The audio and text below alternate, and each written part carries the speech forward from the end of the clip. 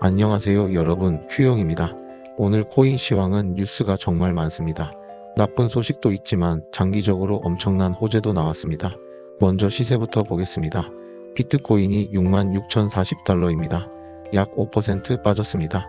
장중에 65,547달러까지 내려갔는데 3주 최저치입니다. 핏썸 기준 비트코인이 1억 40만원입니다. 김치 프리미엄은 0.77%로 거의 없는 수준입니다. 이더리움은 2,047달러로 4% 하락했습니다. 솔라나는 85달러로 5.1% 빠졌습니다. 공포 탐욕 지수가 12입니다. 어제 10에서 살짝 반등했지만 여전히 극단적 공포 구간입니다. 왜 이렇게 빠졌는지 하나씩 보겠습니다. 첫 번째, 비트코인 옵션 14억 1,600만 달러가 어제 만기됐습니다.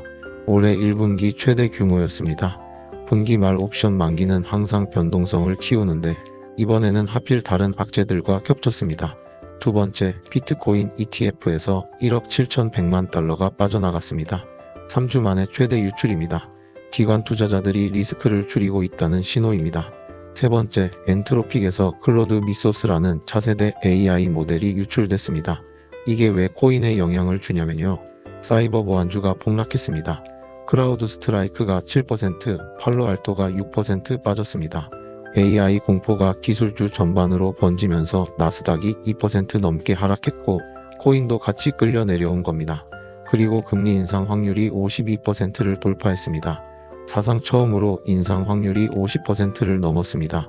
미시간 소비심리 확정치가 53.3으로 하향됐는데 1년 인플레이션 기대가 3.8%까지 올라갔습니다. 연준이 금리를 올릴 수도 있다는 공포가 시장을 짓누르고 있습니다. 이제 코인 관련 주식들을 보겠습니다. 어제 시장은 한마디로 피바다였습니다. 코인베이스가 160달러까지 내려왔습니다. 7.6% 폭락했습니다. 52주 고점이 444달러였으니까 현재가가 고점 대비 64% 빠진 겁니다. 그런데 골드만삭스가 어제 목표가를 270달러에서 235달러로 낮추면서도 매수 의견은 유지했습니다. 코인베이스가 페님의 크립토 모기지 파트너인데 이건 뒤에서 자세히 말씀드리겠습니다. 서클 CRCL은 97.60달러로 5.4% 하락했습니다. 상원에서 스테이블 코인 수익률을 제한하는 법안 초안이 나왔는데 이게 서클의 USDC 비즈니스 모델에 직접 타격을 줄 수 있다는 우려 때문입니다. 저 같은 경우는 서클을 작년 후반기부터 매수해서 오늘도 DCA 했습니다. 도박이라 하실지 몰라도 제가 보는 관점에서는 상당히 좋은 주식 중에 하나라고 생각합니다. 스트래티지 MSTR은 125.70달러입니다. 52주 고점 457달러에서 72%가 빠졌습니다. 그런데 번스타인 애널리스트가 어제 비트코인이 바닥을 잡으면 MSTR이 220% 폭등할 수 있다고 했습니다. 마이클 세일러는 비트코인이 8,000달러까지 떨어져도 안 판다고 했습니다. 마라홀딩스는 좀 다른 길을 가고 있습니다. MARA가 15,133개 비트코인을 매각했습니다. 약 10억 달러어치입니다. 이 돈으로 전환사채를 상환하고 있습니다. 그리고 비트코인 채굴에서 AI와 고성능 컴퓨팅으로 피봇하고 있습니다. 에너지 비용이 매출의 80%를 잡아먹는 상황에서 살아남기 위한 전략 전환입니다. 라이엇은 12.8달러로 8.6% 하락했고 로빈후드 HOD는 66.02달러로 6.15% 빠졌습니다. 전체적으로 코인 관련주가 처참한 상황인데 역설적으로 이런 과매도 구간에서 반등이 나올 수 있습니다. 물론 매크로가 받쳐줘야 합니다. 이제 좋은 소식을 말씀드리겠습니다.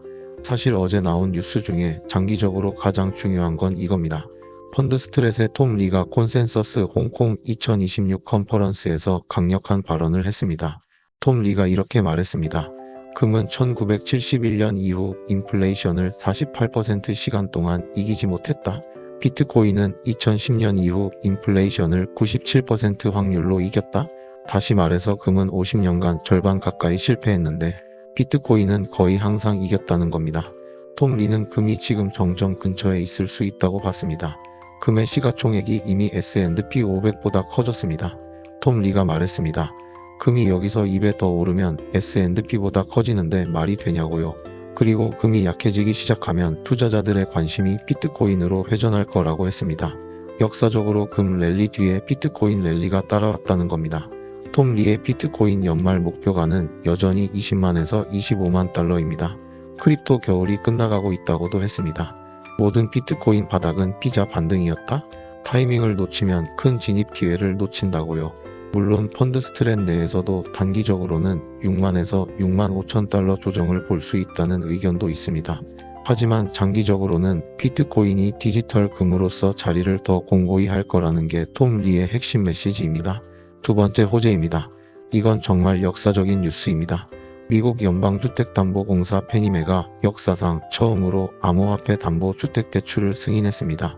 WSJ, CNBC, 블룸버그, 코인데스크, 포춘, 악시오스까지 6개 매체에서 동시에 보도했습니다. 코인베이스와 모기지 업체 베터 홈앤파이낸스가 파트너십을 맺었습니다. 비트코인이나 USDC를 담보로 맡기면 다운 페이먼트 대출을 받을 수 있습니다. 핵심은 코인을 팔지 않아도 된다는 겁니다. 조건을 보면요. 비트코인 담보 비율이 250%입니다. 25만 달러어치 비트코인을 맡기면 10만 달러 대출이 나옵니다. USDC는 125%입니다. 금리는 일반 대비 0.5에서 1.5%포인트 높지만 마진콜이 없습니다.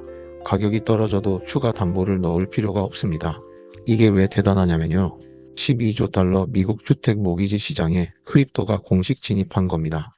미국 성인 5,200만 명이 크립토를 보유하고 있습니다. 이 사람들이 코인을 팔지 않고 집을 살 수 있게 된 겁니다. 매도 압력이 구조적으로 줄어드는 겁니다. 그리고 JP모건도 같은 맥락의 리포트를 냈습니다. 이란 전쟁 기간 동안 금 ETF에서 110억 달러가 빠져나갔는데 비트코인 ETF는 순유입을 유지했다는 겁니다.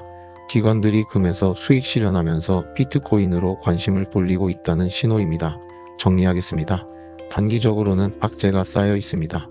옵션 만기, ETF 유출, 금리 인상 공포, 엔트로픽 유출까지 코인 관련주도 전부 빠졌습니다. 공포지수 12입니다.